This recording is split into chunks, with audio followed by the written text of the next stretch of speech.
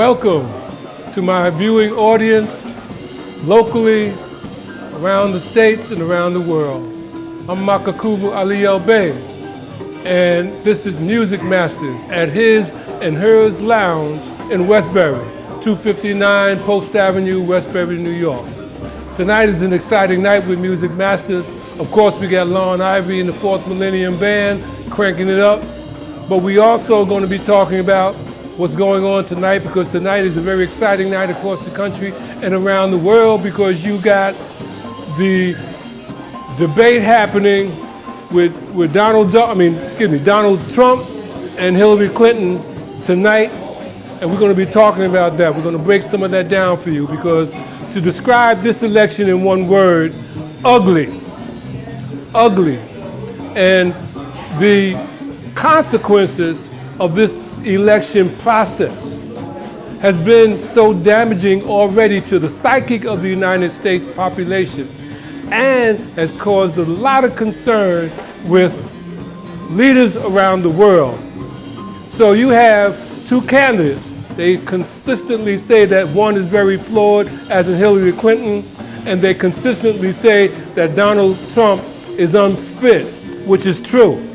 The flawed part about Hillary Clinton, you got to navigate through that propaganda narrative, because they've been attacking Hillary Clinton for 25 years. And they like to call Donald Trump Teflon Don, because nothing seems to stick when he spouts off this irresponsible, ignorant, and racist rhetoric. Nothing seems to stick, because his supporters still rally behind him. So that says a lot about the electorate of the people who support him. So we're going to break some of that down later on.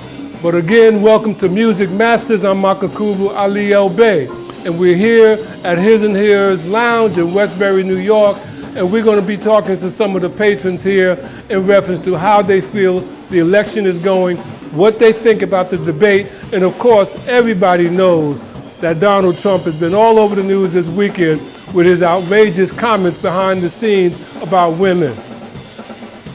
But back to the show, Makakuvu Ali El Bey, welcome. His and Hers Lounge, Westbury, New York.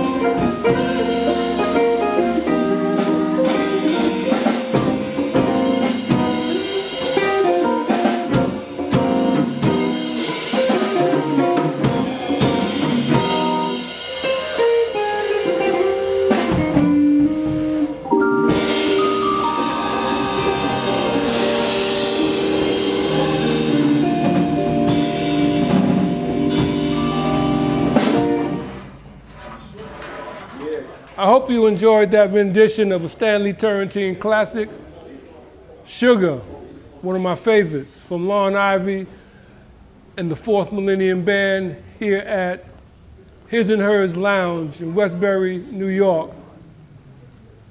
I'm Makakuvu Ali El Bey, and this is Music Masters. But tonight, I cannot let this night escape past us without talking about the election, the debate, and what's been going on in the country with this election. But before I do that, I want to talk about something else. I had the opportunity last night to see Birth of a Nation. Very excellent, true story of Nat Turner and an insurrection against the enslavement of people of color in this country, the United States of America. And notice I said an insurrection against the enslavement of people of color in this country. I did not use the term slaves. See, because that's part of the psychological implication of the institution of captivity. The psychological implication of using the term slaves is that it uses the term to describe the people as an ethnic group. They were not slaves. They were people who were enslaved. So when you use the term slaves as the definition of the people, it immediately continues the subjugation. So the psychological implication is that you are still enslaved. The Nat Turner movie, Birth of a Nation, is very significant. Everybody needs to see it, particularly people who were the ones responsible for the captivity of the people who were enslaved. You need to see that, white America, because we have a dialogue that's going on in the country today with Black Lives Matter. And people are angry with Black Lives Matter, but I gotta ask you one question. Do Black Lives Matter when they're wearing the uniform of the United States of America, dying on the front lines in wars? Do Black Lives Matter then? The reason why you need to see Birth of a Nation is because in the Birth of a Nation, you see the beginning of the institution known as police departments. The first police were the police who were called, quote unquote, slave catchers. And their job was to go catch the people who were attempting to run away from their captivity. That was made illegal. The act of running away was made illegal. And I got to talk about this because it's very pertinent to the election. It's very pertinent to the election.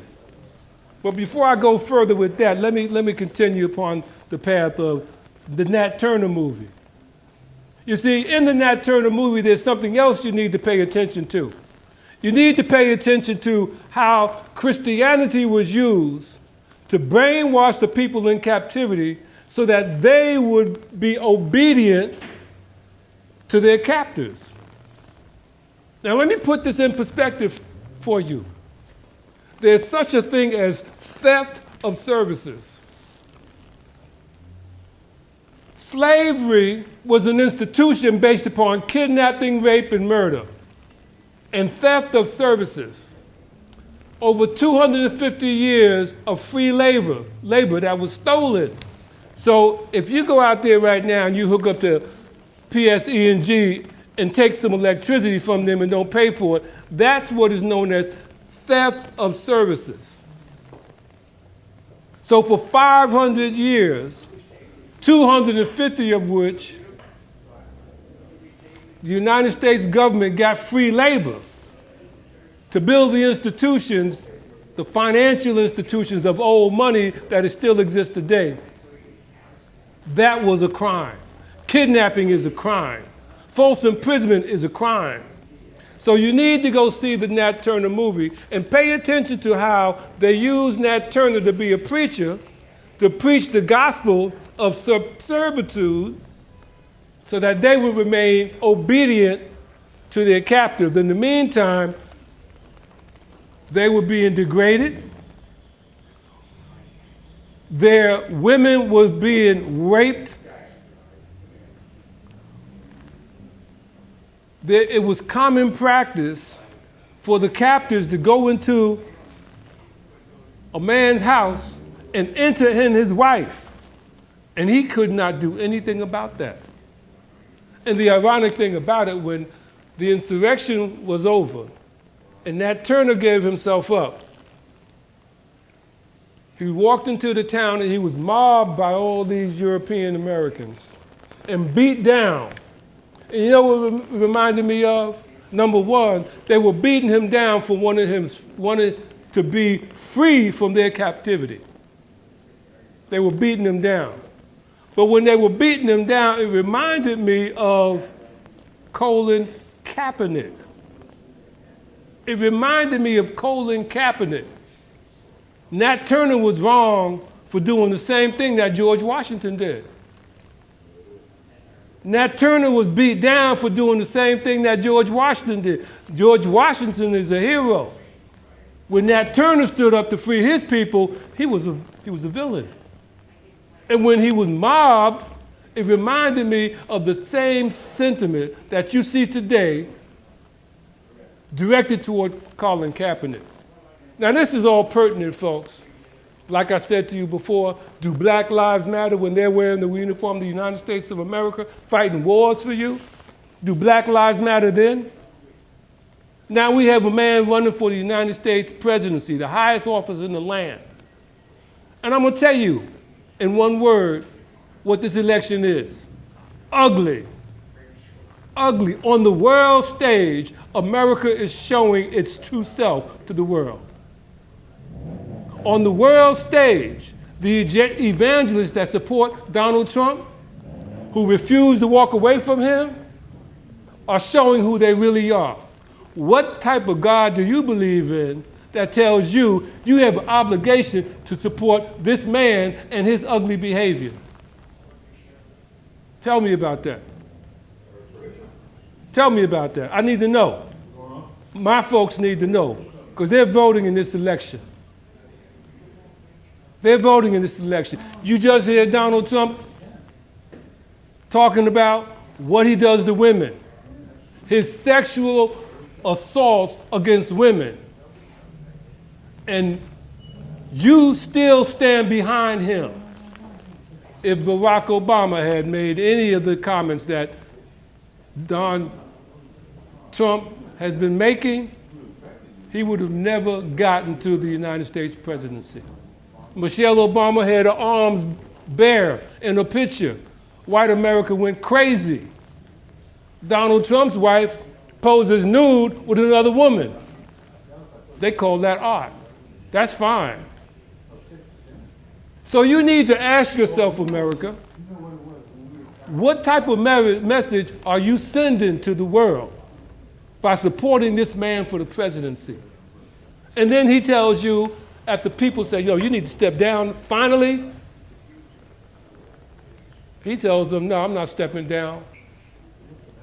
It's clear indication that Donald Trump does not give a darn about this country, about the people in it, the Republican Party, and by the way, the Republican Party has itself to blame. Let's go back to the beginning of the Tea Party. Let's go back to the election of Barack Obama. Let's talk about when Mitch McConnell and Paul Ryan and John Boehner all came out and said, we want to guarantee that Barack Obama is a one-term president. Yeah, folks, this is Music Masters, but this is Music Masters with a thought process interwoven into it. So tonight with the debate,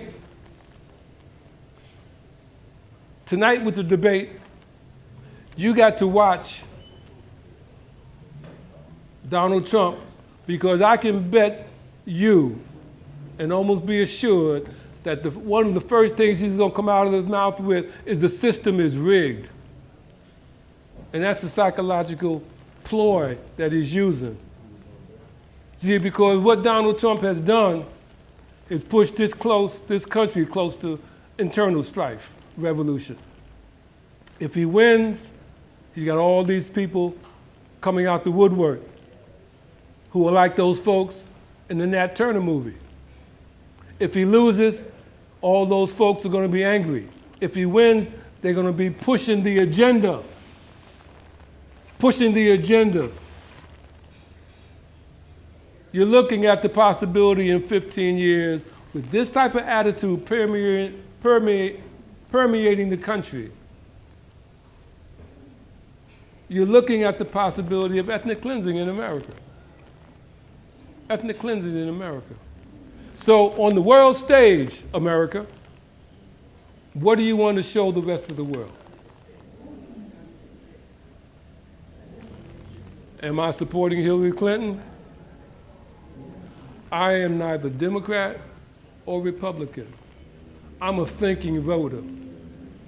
And I'm thinking about what has been presented to the American public through the media. Because you got to remember, the media is partly responsible for Donald Trump as well, for the rise of Donald Trump.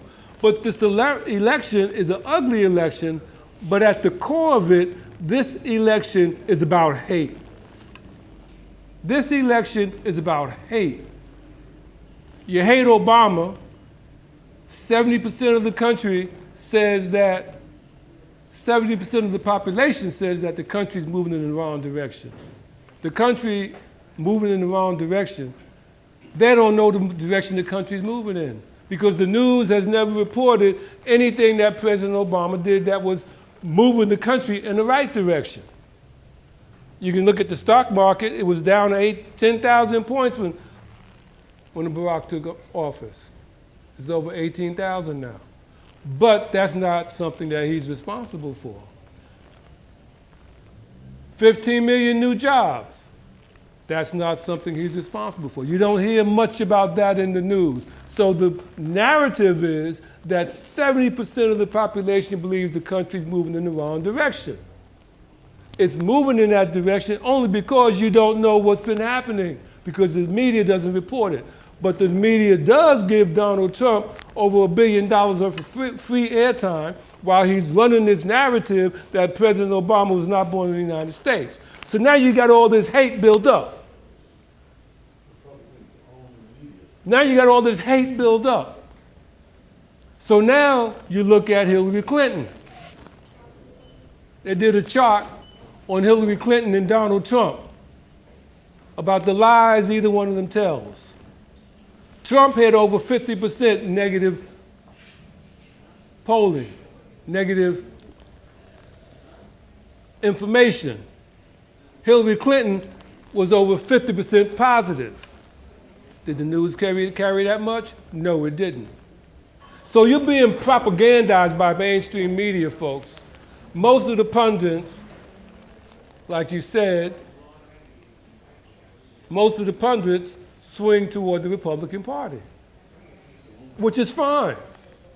But if you are an objective pundit, if you are an objective reporter, you should never infer your attitude about a candidate while you are giving the news. So Donald Trump,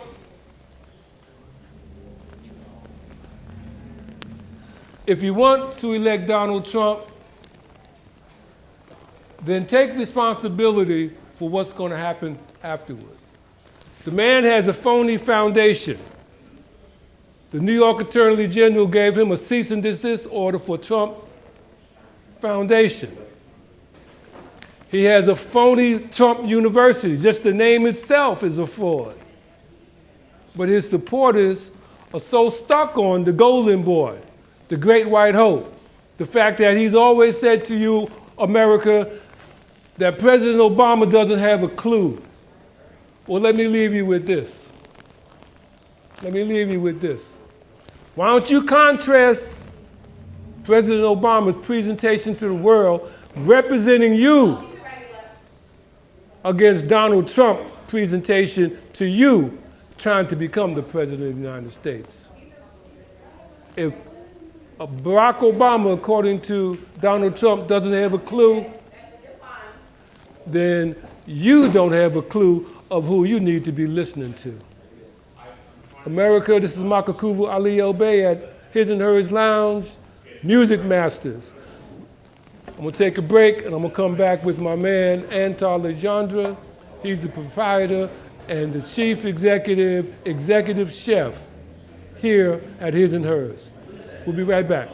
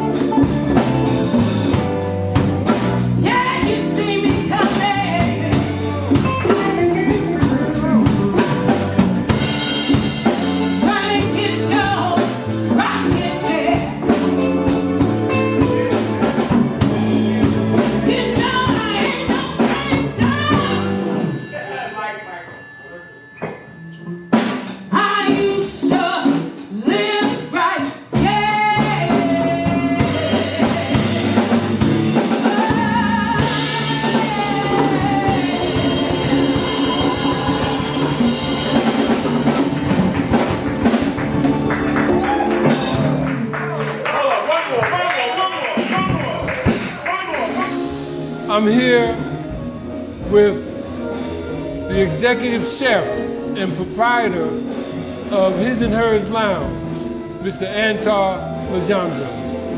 I'd like to say welcome. Thank you. It's very good to be here. To the show at your location. Good for you to be here. Thank you. Here. Thank you. Antar and I have known each other for quite a few decades.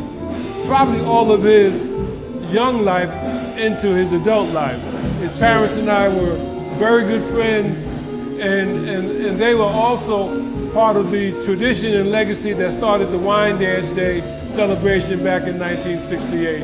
Absolutely. Antar has a phenomenal gift as a chef, and I'd like for him to give you some background on how he got into being a chef and morphed into this illustrious business that he has right now. Oh, wow. Now, we got enough time for that? Thank you very much. Thank you very much, Papa Cool. It really started at home. My training, not hindsight 2020, my training started at home with my grandmother's, my father's mother, which is from Trinidad, and my mother's mother, which is from North Carolina. So I have like the best of both worlds. Right. I got a Caribbean upbringing on one side, and I got a Southern upbringing on another side. And then with my mother, and it just so happens that both of my grandparents were very good cooks. And my grandmother on my father's side was a nurse for many years, and my grandmother on my mother's side, she was a housekeeper / chef, very cook, whatever you want to call it back then, maid, whatever. But she took care of households in Long Beach and in Oceanside at that time, and for doctors and lawyers. So when I went to their houses, since I was the youngest child, I was always around my grandmother. Yes, I'm a mama's boy. Yeah, I'll admit it now. But I was always in the kitchen. Right. I was always in the kitchen with my grandmothers. And grandma, what you doing? Each time, and they tell me, "Oh, this is what you're doing," or "I don't want you to be. If you might have to take care of yourself one day, or be a bachelor." And they teach me how to cook. And my grandmother, I can remember my grandmother making cornbread on top of the stove. Out of a cast iron skillet. Oh yeah. Yeah. She never really went into the oven at all. She did a lot of things on the old school. That's my mother's mother. Making things on top of the stove.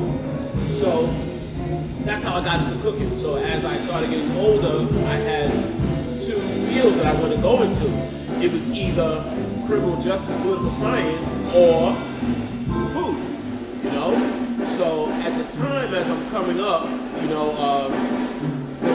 Reagan was in office. It got crazy with the jobs and everything. Right. So I chose a field that I know that was a necessity, and it was food.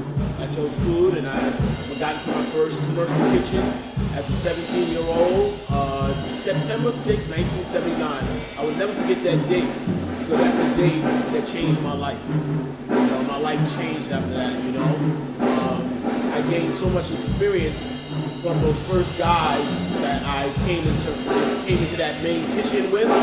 I worked for the state for 12 years, and all those guys were, some of them were on the edge of retirement, and they had seen things and had to do things from scratch.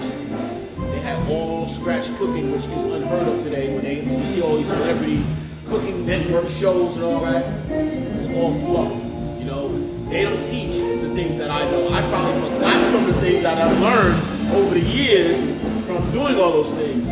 So all those guys, they would teach you and bring you under their wing.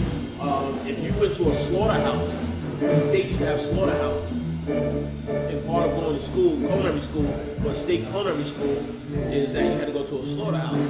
And you go to the slaughterhouse and you get the cow from the field and you watch the process from the field until it gets cut up, until the meat is processed. And that's another dying art. Butchering meat and stuff like that is a dying art.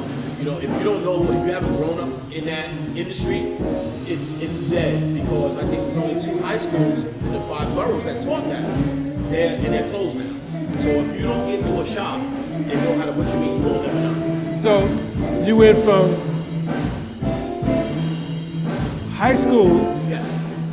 Right into the profession. I was actually still in high school When you got into the when I profession. got into the profession. It Excellent. was my senior year. I was going into my senior year. You know, that's kind of important for those of you in the listening audience, young people in the listening audience, to hear this gentleman say he got into the cooking profession in high school. Yes. Yes, at the beginning of my senior year in high school, that's when I stepped into that kitchen. Actually, I didn't go to my first 4 days of my senior year because I had to go to orientation for my new job. Right. And then you took that and developed this business? Yeah, believe it or not, yeah. And not only that, and all the experience that I have, there's 37 years in between, and I stepped in that kitchen to now. This profession has took me around the world twice. I've been around the world. I've seen things that would probably take people 10 lifetimes to see, you know, and I've seen it all in one, you know. And I've worked in a number of countries. I've worked in Eastern Europe, Western Europe, Central Europe. You know, I've worked in the Caribbean, you know, and not just, when I say worked, I actually worked in those countries. I actually know what spices and what kind of butter and in those regions and eggs and this and that, what they use. You know, it's different and the quality is different somewhat, but the only thing sometimes they don't have the regulations that the United States have. They don't have the USDA behind them. Those countries, some of them, they just go out in the field and they pick eggs and whatever and take it to the market. Right on. You know, so you got to be careful with some of those things. Let me tell you what we're doing here, folks. We're producing a jazz television series at Mr. Legendre's establishment. And as we move forward with this, you'll have an opportunity to hear the stories of business people and to be able to address the success pattern and success stories of the people who come through here. You ought to come on down, spend some time with us on a Sunday, listening to the music, and being a part of the show. We're going to switch gears a little bit because it's debate night, and I want to get some feedback from Mr. Legendre on what his view is on the election and the debate. Oh boy. Do we have to? Do we really have to? Okay. You know, we're kind of damn if we do, damn if we don't situation we are right now. They both, let's, you know, keep it really, really 150, not 100, 150. They're both not the best candidates. But if we have to go with one, we would have to go with Hillary because of her experience as a Secretary of State and her husband, Bill Clinton. Bill Clinton was a hell of a president. Now, I understand, some of you might say, oh my God, you must be crazy. No, I'm not. Bill's personal life was in shambles, but him as a president, he was one of the best presidents in the history of the United States of America. All right? And let me just have jokingly say, he was truly our first black president. Well, you know, and that's interesting because most people say that Barack Obama is the first African-American, first black president of the United States, when actually John Hanson, yes, under the Continental Congress and the Articles of Confederation, John Hanson or Moore, back in 1781, was the first president under the Continental Congress. So, you got to explain what the Continental Congress was. The Continental Congress was that organization that was responsible for writing the Constitution of the United States. Right. It was an executive body that formed the presidency under the Constitution. So George Washington was the first constitutional president. Barack Obama is the first Moorish president, so-called African-American president, under the Constitution of the United States. Absolutely. So there is some clarity that needs to be put forth so people understand that John Hanson or Moore was actually the first president of the United States under the Continental Congress and the in the Articles of Confederation. It's absolutely right, because it's just similar to Christopher Columbus discovering America. How can he discover America? The Indians was already here. Right. I'm confused, but we won't get into that. So I want to thank Mrs. Legenda for working with us to produce this jazz series. We want you to come on down and spend some time with us. Yes. Enjoy the cuisine, enjoy the ambiance, and be a part of the His and Hers family. Thank you.